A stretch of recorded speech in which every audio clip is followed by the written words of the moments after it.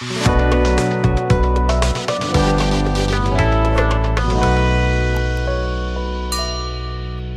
बात समझो, preparation of acid, acid को कैसे प्रिपेयर किया जाता है। मतलब इतना तो समझ में आ रहा है कि अगर हम एसिड के प्रिपरेशन की बात कर रहे हैं, यानी एसिड के सिंथेटिक प्रोसेस की बात कर रहे हैं कि किस प्रोसेस से एसिड को सिंथेसाइज किया जाता है, समझ में आ रहा है।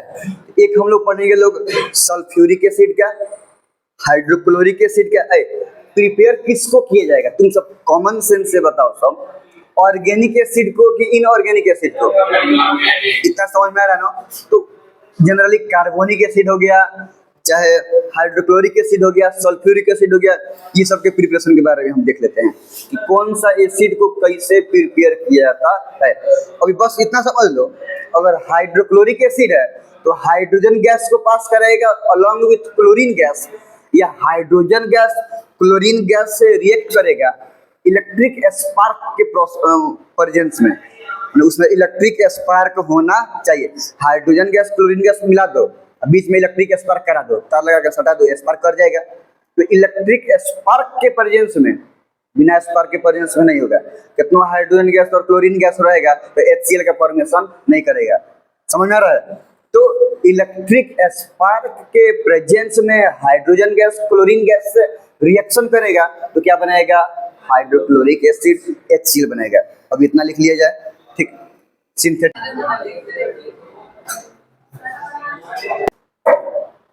सुना सब, प्रिपरेशन ऑफ एसिड। अभी तो हम लोग देखेंगे सिर्फ हाइड्रोक्लोरिक एसिड के बारे में, अभी कोई लिखेगा नहीं, ध्यान सुनो।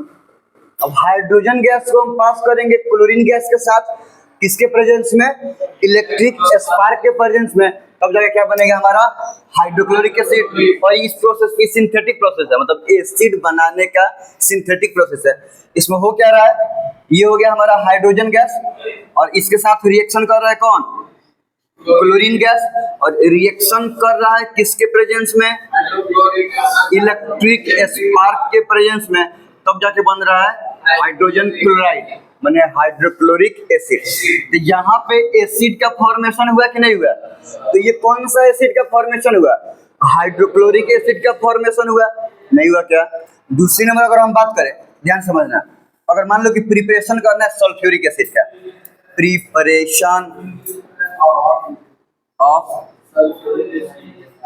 सल्फ्यूरिक एसिड, सल्फ्यूरिक एसिड का फॉर्मूला क्या होता है, सल्फ्यूरिक एसिड को बोलते हैं सब एसिड का king, king of all acids.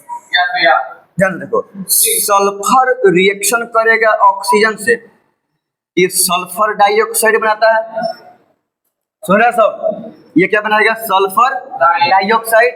और जब सल्फर डाइऑक्साइड फिर से ऑक्सीजन से रिएक्शन करेगा तो ये बनाएगा सल्फर ट्राइऑक्साइड। और जब सल्फर ट्राइऑक्साइड को वाटर में डिजोल्व किया जाएगा, तो बेसिकली हम डिजोल्व करते हैं लेकिन ये रिएक्शन ही करता है, केमिकल रिएक्शन ही करता है, तब जाके बनेगा सल्फ्यूरिक एसिड H2SO4। इस तरह से करके हमारा क्या बन रहा है, सल्फ्यूरिक एसिड बन रहा है। यहाँ पे रिएक्शन कर रहे हैं, यहाँ पे SO3 को वाटर में क्या कर रहे हैं, डिजोल्व, मिलाएंगे तो ऑटोमेटिक बिना कोई इधर उधर का सल्फर ट्राइऑक्साइड H2O से वाटर से रिएक्शन करेगा और बना लेगा हमारा क्या, सल्फ्यूरिक एसिड। वैसे ही अगर हम कार्बोनिक एसिड की बात करें, ये सेकंड नंबर है ना, अगर हम किसकी बात करेंगे, कार्बोनिक एसिड के बारे में बात करेंगे, preparation of carbonic acid H2CO3।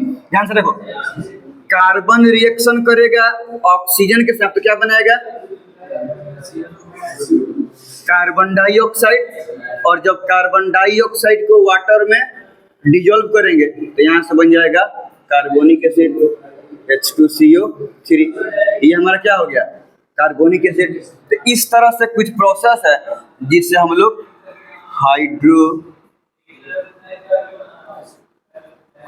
Acid को या फिर सल्फ्यूरिक एसिड को या फिर कार्बोनिक एसिड का प्रिपरेशन कर रहे हैं, ठीक है।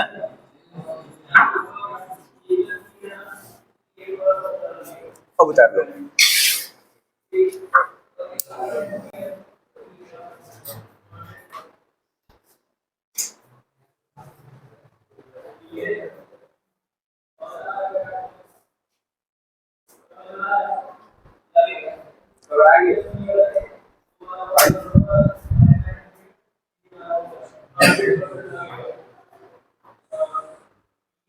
जाएगा। देखो यार, देखो जैसे x माइनस वाई था, तो दो पॉकेट स्क्वायर में तो माइनस आ जाएगा, दो पॉकेट स्क्वायर में से माइनस आ जाएगा। ये वाला पूरा मुझे दोनों की प्लस आएगा, x प्लस वाई आएगा, ये वाला फोटो लगेगा। पानी चाहिए, पानी हो रहा गया है, गला भीग जाएगा।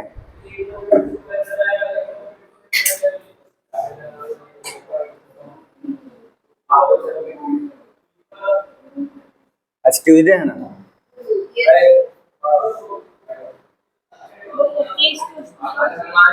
स्कूल का एग्जाम बीत जाए तो एक बार लेकर दूसरा एग्जाम पड़ेगा सर। आना सब कम से कम बैठ के बतिया जाएगा, चाहे आगे पढ़ा देंगे। एसिड का केमिकल, साल्ट का केमिकल प्रॉपर्टी पढ़ा देंगे। मॉल अब रिजल्ट आया है, अभी सब वक्त नहीं मिल रहा है। मान लिया सेल्फ स्टडी के टाइमिंग चल रहा है 4 घंटे 5 घंटा। सही बोलेगा सब तो सही रिजल्ट आएगा, गलती बोलेगा सब तो कौन हमारा जाएगा, कुछ लेके जाएगा सब क्या हमारा। बढ़ने का मतलब क्या होगा, अब तुम आधा घंटा से बढ़ा के 1 घंटा करो तो कुछ कर होने वाला है। तो बढ़ने का मतलब क्या होगा, उतना से कुछ नहीं होने वाला, इंक्रीजिंग माइनर में है, कुछ नहीं दिलाएगा। हाँ बढ़ाओ, कहाँ सो रही है, पति का हरासमेंट हो जा रहा है। कल तो रूम चेंज हुआ तो सामान मैंने किया होगा सब। हैबिट बनाओ, हैबिट बीच में 10-12 दिन 15 दिन हैबिट ब्रेक हो गया है तो उसको हैबिट बनाओ ना।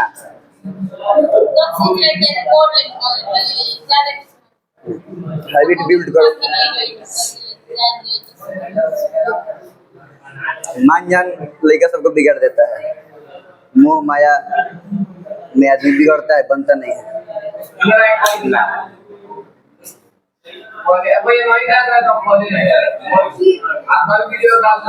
डाल रहे नहीं, उसके बाद वो डालते हैं रिफ्रैक्शन का, सेकंड लॉ ऑफ रिफ्रैक्शन।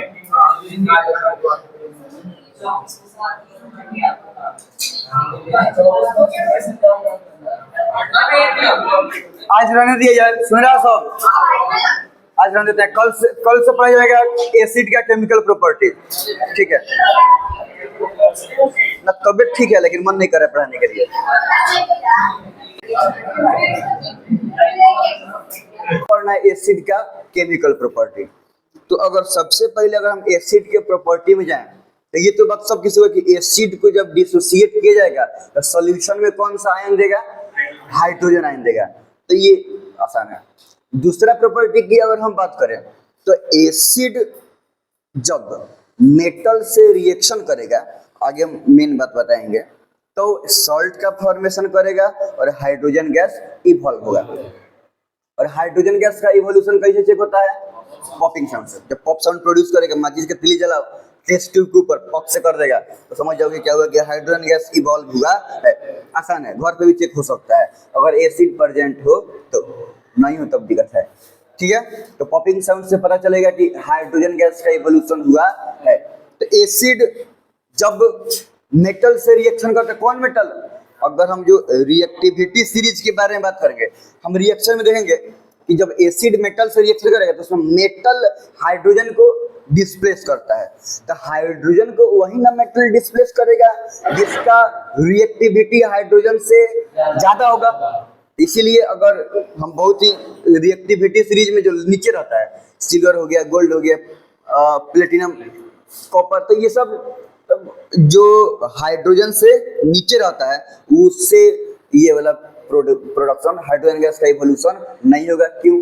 क्योंकि हाइड्रोजन को डिस्प्लेस नहीं करेगा, क्योंकि रिएक्टिविटी सीरीज में हाइड्रोजन से कम रिएक्टिव है, तो कम रिएक्टिव है तो डिस्प्लेसमेंट नहीं होगा। तो यहाँ पे ज्यादातर जो मॉडरेटली या हाईली रिएक्टिव मेटल है उसी सब के साथ ऐसा होता है। तो एसिड मेटल से रिएक्शन करेगा तो सॉल्ट बनेगा और हाइड्रोजन गैस का इवोल्यूशन होगा। पहले इसको लिख लिया जाए। चलो समझो, अनित हो गया। देखो केमिकल प्रॉपर्टीज ऑफ एसिड की बात करते हैं तो पहले वाला तो नॉर्मल डेफिनेशन में ही है, हाइड्रोजन आयन अगर नहीं दिया तो उसको एसिड थोड़े बोलेंगे। दूसरा वाला की बात करेंगे कि एसिड रिएक्ट करेगा किसके साथ, मेटल के साथ, तो सॉल्ट बनेगा और हाइड्रोजन गैस इवॉल्व होगा। ओके साउंड से पता चलता है ना। अच्छा ऐसा नहीं कि ये रिएक्शन हम लोग पहले बार पढ़ रहे हैं, लोग केमिकल रिएक्शन में भी ये रिएक्शन को हम लोग पढ़े थे लोग, इवोल्यूशन ऑफ गैस में। न्यूट्रलाइजेशन में एसिड बेस के साथ रिएक्शन करता है, न्यूट्रलाइजेशन थोड़े है, इवोल्यूशन ऑफ गैस में हम लोग पढ़े थे लोग। ठीक है, यहाँ पे देखो हाइड्रोक्लोरिक एसिड सोडियम के साथ रिएक्शन किया है, सोडियम क्लोराइड बना है और हाइड्रोजन गैस इवॉल्व हो रहा है कि नहीं हो रहा है। वैसे ही सल्फ्यूरिक एसिड मैग्नीशियम के साथ, तो मैग्नीशियम सल्फेट बना, हाइड्रोजन गैस इवॉल्व हुआ। बोलो यहाँ पे सोडियम के साथ सल्फ्यूरिक एसिड, जिंक के साथ, तो सब जगह क्या हो रहा है, सॉल्ट बन रहा है और हाइड्रोजन गैस इवॉल्व हो रहा है। तो ये सब क्या हो रहा है, सोडियम क्या कर रहा है, इसमें हाइड्रोजन को डिस्प्लेस किया और सोडियम सल्फेट के साथ आके सोडियम सल्फेट बना दिया और ये हाइड्रोजन क्या हो गया कि इवॉल्व हो गया। ये ओवरऑल यहाँ पे डिस्प्लेसमेंट रिएक्शन हो रहा है कि नहीं हो रहा है, सिंगल डिस्प्लेसमेंट रिएक्शन। तो ये हाइड्रोजन को सोडियम डिस्प्लेस कब करेगा, जब सोडियम का रिएक्टिविटी हाइड्रोजन से ज्यादा रहेगा तब ना। यही बात बोल रहे हैं कि जो ऐसा रिएक्शन में जो मेटल यूज करते हैं वो मेटल का रिएक्टिविटी हाइड्रोजन से ज्यादा रहेगा तब ये रिजल्ट बनेगा, नहीं तो ये रिजल्ट नहीं बनेगा। क्योंकि अगर लेस रिएक्टिव लेंगे, मान लो कि हम लोग सिल्वर ले लिए, तो सिल्वर हाइड्रोजन को डिस्प्लेस कर पाएगा तो रिएक्शन नहीं होगा, जब रिएक्शन नहीं होगा तो प्रोडक्ट बनेगा, ठीक है, कोनो प्रोडक्ट नहीं बनेगा। ये बात समझ में आ रहा है। तो ये रिएक्शन प्रोसीड तब करेगा जब एसिड को उस मेटल से रिएक्शन कराएं जिस मेटल का रिएक्टिविटी सीरीज में ऑर्डर हाइड्रोजन से ऊपर है, ज्यादा है। यही बात हम इसमें लिखे हैं। हाँ, ये कुछ लोचा हो जाता है नाइट्रिक एसिड के साथ। नाइट्रिक एसिड को HNO3 बोलते हैं ना, समझ में आ रहा है। तो ये किसके साथ हो जाता है, नाइट्रिक एसिड के साथ। देखो जनरली नाइट्रिक एसिड बाकी कोनो मेटल के साथ रिएक्शन नहीं करता है, वो केमिकल लोचा है, समझ में आ रहा है ना। अभी ज्यादा डिटेल में जाना पड़ेगा, अभी इतना समझो कि नाइट्रिक एसिड कोई मेटल के साथ रिएक्शन नहीं करेगा, सिर्फ और सिर्फ दो मेटल के साथ करता है, एगो मैग्नीशियम के साथ और दूसरा मैंगनीज के साथ। Mg का मतलब मैग्नीशियम और Mn का मतलब मैंगनीज। नाम सुना है सबके, लिख दें। तो ये मैग्नीशियम का तो कोई दिक्कत नहीं है। HNO3 नाइट्रिक एसिड सुना है सबके, लिख दें। तो HNO3 तो जब लिस्ट लिखवाए थे तो नाइट्रिक एसिड उसमें नहीं लिखे थे, इनऑर्गेनिक एसिड में भी लिखे थे नाइट्रिक एसिड। ये तो हो गया मैंगनीज NeSe, और ये हो गया हमारा ऊपर भी लिखे हुए हैं नाइट्रिक एसिड। बताओ तो मैग्नीशियम नाइट्रिक एसिड के साथ रिएक्शन करेगा तो मैग्नीशियम नाइट्रेट बनाया, हाइड्रोजन गैस इवॉल्व करेगा। मैग्नीज भी नाइट्रिक एसिड के साथ रिएक्शन करेगा तो मैग्नीज नाइट्रेट बनाएगा और हाइड्रोजन गैस इवॉल्व करेगा। तो बाकी एसिड के लिए कोनो लोचा नहीं है, सिर्फ लोचा है किसमें, नाइट्रिक एसिड में। नाइट्रिक एसिड बाकी सोडियम के साथ, पोटेशियम के साथ, जिंक की सब के साथ रिएक्शन नहीं करेगा, सिर्फ सिंगल पीस रिएक्शन करेगा मैग्नीशियम और मैंगनीज के साथ। ये याद रखना सब, ये एक्सेप्शन बात है। हो गया, मिटा दिया जाए। अब हम लोग पढ़ेंगे दूसरा वाला प्रॉपर्टी। देखो दूसरा वाला प्रॉपर्टी सबको पता है, एसिड बेस के साथ रिएक्शन करेगा तो सॉल्ट बनाएगा और वाटर, और इस रिएक्शन को बोलते हैं न्यूट्रलाइजेशन रिएक्शन। केमिकल रिएक्शन में भी हम लोग इस बात को पढ़े थे लोग, ठीक है, न्यूट्रलाइजेशन रिएक्शन के बारे में। हम लोग पहले का और दूसरे का देख लिया है लोग। फर्स्ट में क्या था, एसिड वाटर में हाइड्रोजन आयन देगा, और सेकंड में क्या था, एसिड मेटल से रिएक्शन करेगा तो सॉल्ट बनेगा और हाइड्रोजन गैस का इवोल्यूशन होगा, यही था ना। नेक्स्ट एसिड बेस के साथ रिएक्शन करेगा तो सॉल्ट बनाएगा और वाटर बनाएगा, और इसी रिएक्शन को बोलते हैं हम लोग न्यूट्रलाइजेशन रिएक्शन। ये रिएक्शन या इसके पहले वाला रिएक्शन हम लोग के लिए नई बात नहीं थी। तो यहाँ पे हाइड्रोक्लोरिक एसिड एसिड है और सोडियम हाइड्रोक्साइड क्या है, बेस।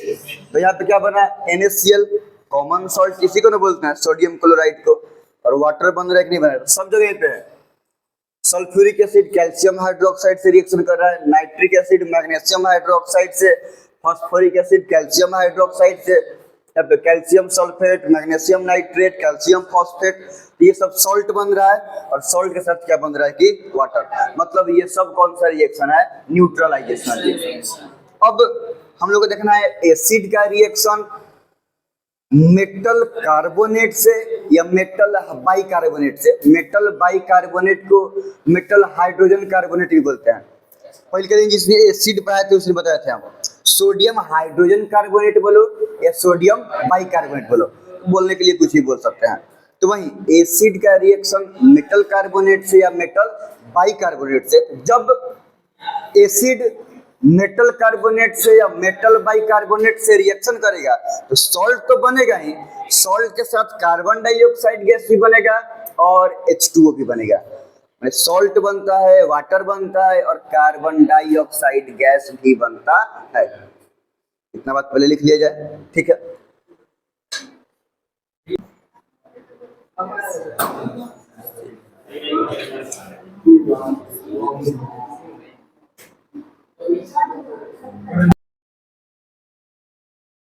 एसिड का रिएक्शन किया जा रहा है मेटल कार्बोनेट से या मेटल हाइड्रोजन कार्बोनेट से।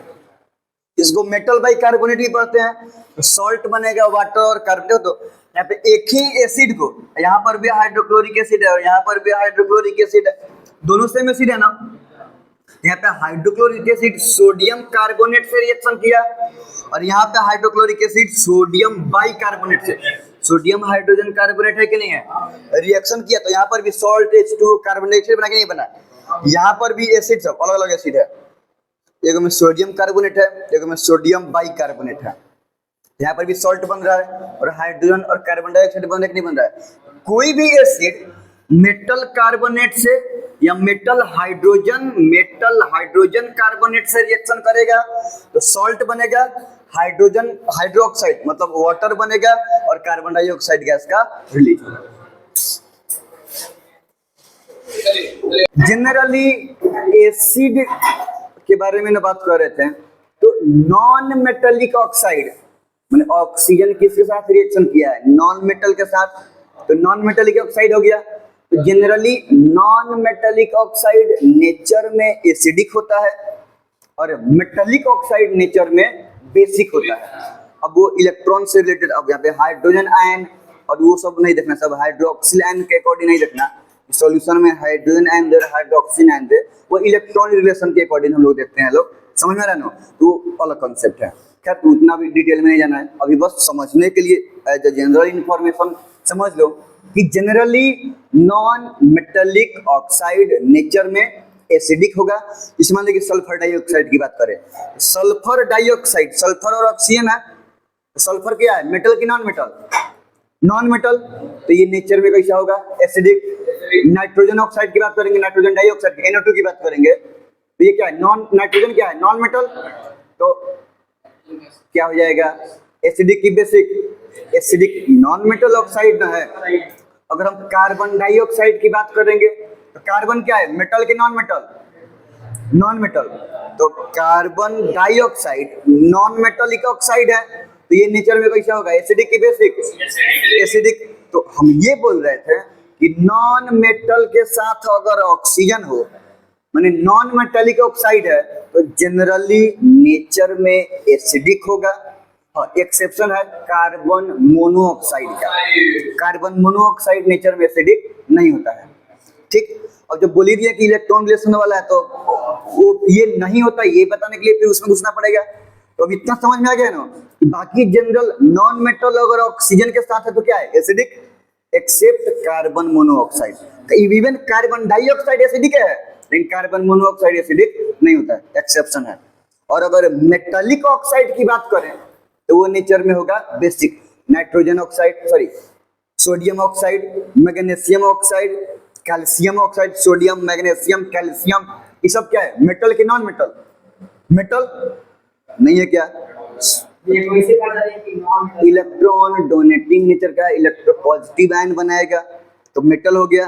इलेक्ट्रॉन ले रहा है, रेसिपिएंट है इलेक्ट्रॉन का, तो नॉन मेटल हो गया। अब कैसे पता करेंगे कि इलेक्ट्रॉन डोनेट करेगा कि लेगा, इलेक्ट्रॉनिक कॉन्फ़िगरेशन से। अगर ऑक्टेट बन गया है उसके अलावा एक्स्ट्रा ऑर्बिट में एगो दूगो इलेक्ट्रॉन है तो दे देगा, तो हो गया मेटल।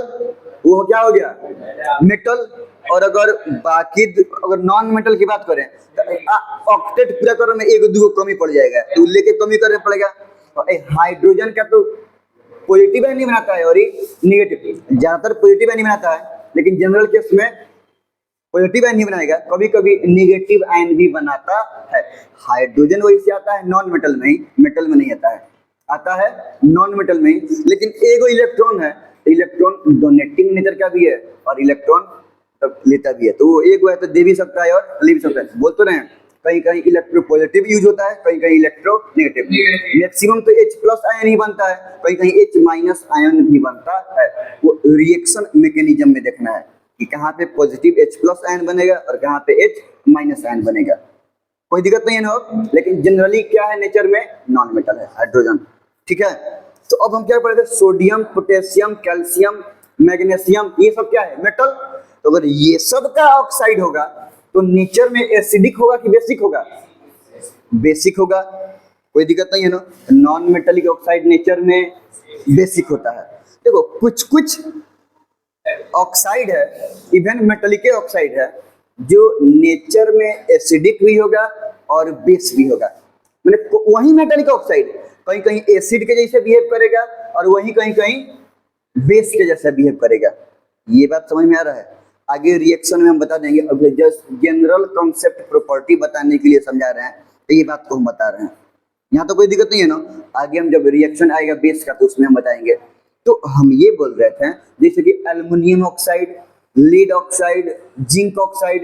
एल्युमिनियम क्या है, मेटल की नॉन मेटल, जिंक क्या है, लीड क्या है। तो अब इन सब का ऑक्साइड नेचर में एसिडिक भी होगा और बेसिक भी होगा। तो वो जो नेचर में, मतलब वो ऑक्साइड जो नेचर में, वो ऑक्साइड जो नेचर में एसिडिक भी हो और बेस भी हो, उसको बोलते हैं एम्फोटेरिक ऑक्साइड। एम्फोटेरिक ऑक्साइड, एम्फ का मतलब होता है बोथ, दोनों, जमीनों पर रहे पानियों में रहे। एम्फीबियंस समझ में आ रहा है, एम्फीबियंस मतलब बियंस मतलब इनहेबिटेंट, मतलब इनहेबिटेंट का मतलब रहने वाला, और एम्फी का मतलब बोथ, वाटर पे भी और लैंड पे भी। तो उसको क्या बोलेंगे हम लोग, एम्फीबियंस। ये समझ में आ रहा है क्या, तो यही ना बता रहे हैं कि वो जानवर जो जमीनों पर रहे और पानियों में रहे, उसको क्या बोलते हैं हम लोग, एम्फीबियंस। मेढक, समझ में आ रहा है, ये हो गया एम्फीबियंस। हाँ, बहुत सारा स्नेक भी ऐसा होता है। खैर अभी हम लोग को वो नहीं पढ़ना है, हम क्या पढ़ रहे थे लोग, एम्फोटेरिक ऑक्साइड। बार बार बोले, जब हम पढ़ाना शुरू करें तो बीच में कोई को नहीं बोलना चाहिए, जब हम बोलना शुरू करें तो बीच में कोई को नहीं बोलना चाहिए। मनमाना किया है ना, क्यों डिस्कशन हो रहा है अपने में, जब बात काटेंगे हम तो तुम्हारे बात के साथ हमारे बात भी कट जाएगा ना। मतलब इतना गैर जिम्मेदार तुम सब कैसे हो सकता है। हम अभी क्या बोल रहे थे कि एम्फोटेरिक ऑक्साइड के मतलब वो ऑक्साइड जो नेचर में एसिडिक भी हो और बेसिक दोनों हो, इसलिए एम्फ का मतलब ये समझ में आ गया। अब एम्फोटेरिक ऑक्साइड में कोई दिक्कत नहीं है ना। अब ये चीज को लिख जाए, एसिडिक ऑक्साइड। अब वही तो नॉन मेटेलिक ऑक्साइड को हम लोग एसिडिक ऑक्साइड बोल सकते हैं, मेटेलिक ऑक्साइड को बेसिक ऑक्साइड, और जैसे aluminium oxide, zinc oxide, lead oxide जो कि एसिडिक भी है और बेसिक भी है, इनको क्या बोलेंगे, एम्फोटेरिक ऑक्साइड। इतना बात अभी लिख लिया जाए, ठीक है।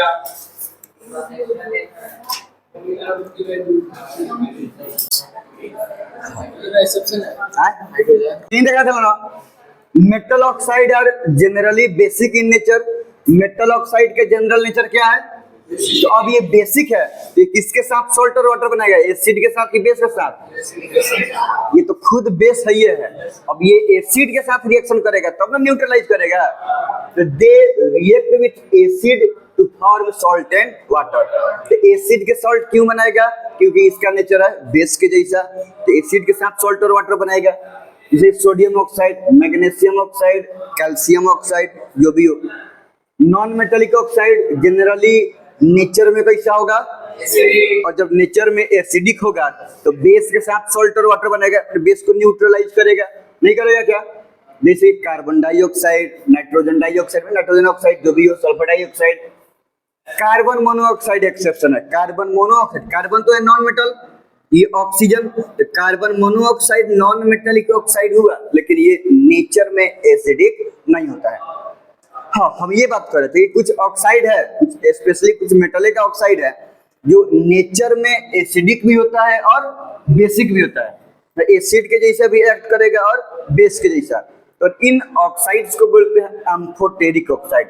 क्या बोलेंगे? अब एसिड के जैसा हम क्यों बोल रहे हैं कि एक्ट कर रहा है? क्योंकि ये कहीं कहीं बेस के साथ रिएक्ट करके वाटर और सॉल्ट बनाएगा। तो कोई चीज बेस के साथ न्यूट्रलाइज कर रहा है तो क्या हुआ? एसिड। तो एसिड के जैसा भी है कि कहीं कहीं इसी को देखा जा रहा है कि ये एसिड को भी न्यूट्रलाइज कर दे रहा है। तो अब ये एसिड को न्यूट्रलाइज कर रहा है तो ये क्या हो जाएगा? बेस। तो वही बात बोल रहे हैं कि sometime they react with acid to form salt and water. कहीं कहीं एसिड के साथ रिएक्शन करके सॉल्ट और वाटर बनाएगा। And sometime they do so with base. और कहीं कहीं ये काम किसके साथ करेगा? बेस के जैसा। तो बेस के जैसा किया तो एसिड हुआ, और एसिड के जैसा किया तो बेस हुआ। तो दोनों रिएक्शन में बताएंगे कि कैसे एसिडो के साथ बना रहा है, न्यूट्रलाइज कर रहा है, और बेस के साथ भी क्या कर रहा है कि न्यूट्रलाइज कर रहा है। तो देखना है हम लोग को। तो एग्जांपल में जिंक ऑक्साइड, ये सब एकदम याद करना, कौनों को नहीं नाम रख देना। Zinc oxide, lead oxide, aluminium oxide, ये सब एम्फोटेरिक ऑक्साइड होता है। ठीक है। अब हम लोग ये बात इसलिए बताए हैं क्योंकि अब हम लोग को नेक्स्ट केमिकल प्रॉपर्टी पढ़ना है एसिड का। ठीक है। तो एसिड का एक तो प्रॉपर्टी तो है कि सॉल्यूशन में हाइड्रोजन आयन देगा। दूसरा था कि एसिड बेस के साथ सॉल्ट और वाटर बनाएगा, न्यूट्रलाइजेशन रिएक्शन। और तीसरा था मेटल कार्बोनेट या बाइकार्बोनेट से रिएक्शन करने वाला, कार्बन डाइऑक्साइड रिलीज होगा सॉल्ट और वाटर के साथ। दूसरा है कि एसिड अगर मेटलिक ऑक्साइड से रिएक्शन करेगा तब सॉल्ट और वाटर बनेगा। तो कोई खास बात नहीं है। एसिड तो एसिड है और रिएक्शन कर रहा है किससे? मेटलिक ऑक्साइड से। और मेटलिक ऑक्साइड क्या है नेचर में? बेस। तो एसिड रिएक्शन किया मेटलिक ऑक्साइड से, मतलब किससे रिएक्शन किया? तो क्या बनाएगा? एसिड बेस से रिएक्शन करेगा तो सॉल्ट और। तो ये कोई नया रिएक्शन नहीं हुआ। एसिड का मेटलिक ऑक्साइड से रिएक्शन होना कोई नया रिएक्शन नहीं है, एसिड बेस रिएक्शन है। एसिड एसिड है और मेटलिक ऑक्साइड क्या है कि बेस है। सॉल्ट बनाएगा और क्या बनाएगा? वाटर बनाएगा। इसको लिख लिया जाए एग्जांपल के साथ। Acid reacts with metallic oxide. देखो मेटलिक ऑक्साइड नेचर में कैसा है? एसिडिक की बेसिक। तो मेटलिक ऑक्साइड को हम लोग बेसिक ऑक्साइड बोल सकते हैं। तो अगर कहीं बेसिक ऑक्साइड बोले तो तुम सब समझना सब कि मेटलिक ऑक्साइड के बारे में बात कर रहे हैं। और कहीं एसिडिक ऑक्साइड अगर हम बोले या लिखें तो ब्रैकेट में दे चाहे नहीं दे समझना सब कि हम वो ऑक्साइड मेटल के साथ नहीं, नॉन मेटल। अगर हम एसिडिक ऑक्साइड बोले तो समझना सब कि वो ऑक्साइड जिसमें ऑक्सीजन नॉन मेटल के साथ है, नॉन मेटल के ऑक्साइड है। तो जब मेटेलिक ऑक्साइड यानी कि बेसिक ऑक्साइड से सॉल्ट बनाएगा और वाटर, क्यों? क्योंकि ये तो एसिड है, ये हम लोग को पता ही है। और अब मेटेलिक ऑक्साइड क्या हो गया? बेस। तो ये एसिड बेस रिएक्शन ही हुआ ना, दूसरा कुछ नहीं है, कोई यहाँ पे नया बात नहीं है। तो सॉल्ट बनेगा और वाटर बनेगा। देखो तो hydrochloric acid, sulphuric acid, nitric acid, फिर हाइड्रोक्लोरिक एसिड, ये सब का सब क्या हो गया? एसिड। यहाँ पे देखो sodium oxide, calcium oxide, magnesium oxide, potassium oxide, सब मेटेलिक ऑक्साइड है कि नहीं है? तो सब का सब नेचर में कैसा होगा? बेस। एसिड बेस से रिएक्शन किया तो सब सॉल्ट बन रहा है। मेटल क्लोरीन के साथ है, सल्फेट है, मेटल नाइट्रेट है, मेटल क्लोराइड है, तो ये सब क्या हो गया? सॉल्ट। और सॉल्ट के साथ क्या बन रहा है? वाटर। ये ऑलमोस्ट तो ये तो न्यूट्रलाइजेशन रिएक्शन ही है। एसिड बेस के साथ रिएक्शन किया तो सॉल्ट बनाया और वाटर बनाया। अब हम लोग देखना है यूज ऑफ एसिड, एसिड का यूज। तो एसिड का कहाँ कहाँ यूज करते हैं? तो ये तो हम लोग पढ़वे किए कि एसिड होता है दो टाइप्स का, इनऑर्गेनिक एसिड और ऑर्गेनिक एसिड। तो अब अलग अलग पढ़ लिया।